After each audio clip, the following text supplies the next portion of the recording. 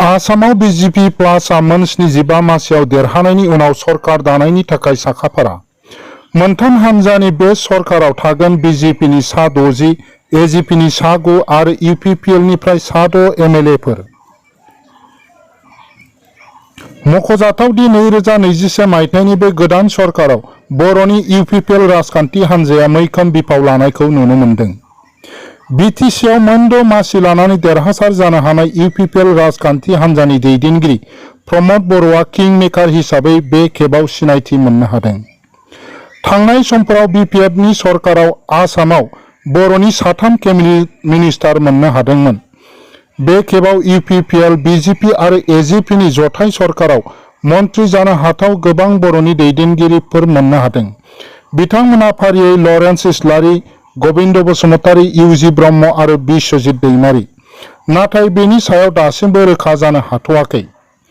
बबे हान्जाया बेसेबां मन्त्रि मोननो हागोन बेखौ मिथिनो थाखाय समखौ नेनानै थानांसिगोन।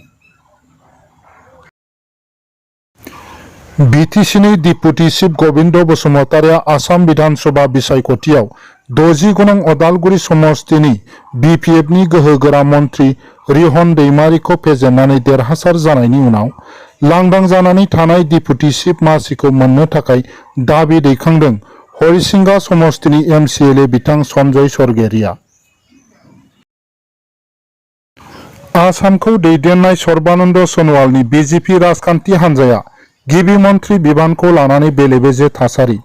सर्बानन्द सन'वाल दैदेननाय आसाम मन्त्रि सभानि सासे गोहोगोरा मन्त्रि डक्टर हेमन्त बिश्व शर्मानि बाथ्राया बे बिथिङाव सावरायजाथाव आरो साननो गोनां खालामदों। बेनि सायाव गोबां थाखोनि सुबुंफोरा गोबां रोखोमै सावरायबोबाय आरो बे सावरायनाया दासिमबो थुंगेयाखै। डक्टर हेमन्त बिश्व शर्मानि खामानि मावनाय आदब खायदाफोरखौ नायनानै गोबां सुबुंफोरा गिबि मन्त्रि जानायखौ हास्थायो, नाथाय गोबाङा बाजायो। मख'नो गोनां बाथ्रा दि बे जेंनाखौ लानानै आसामनि सा 120 एमएलएफोरा थि खालामगोन ना गाहाय मन्त्रि नरेन्द्र मदि आरो नखर मन्त्रि अमित शाहआ थि खालामगोन बेयो दासिमबो रोखा जायाखै।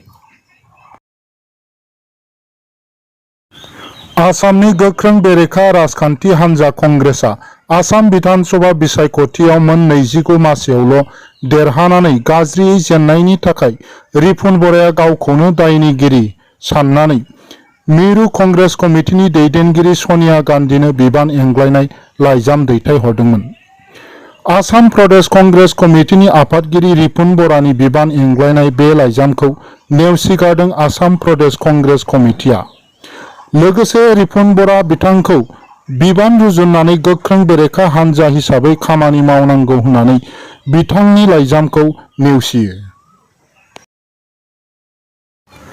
गोजौसिन बिजिरसालि एबा सुप्रिम कर्टआ कर'ना भाइरासनि गोख्रै बांनाय आरो गिथावना थासारिखौ नायनानै मिरु सरकार आरो रायजो सरकारखौ लकडाउन खालामनो थाखाय बोसोन होदों।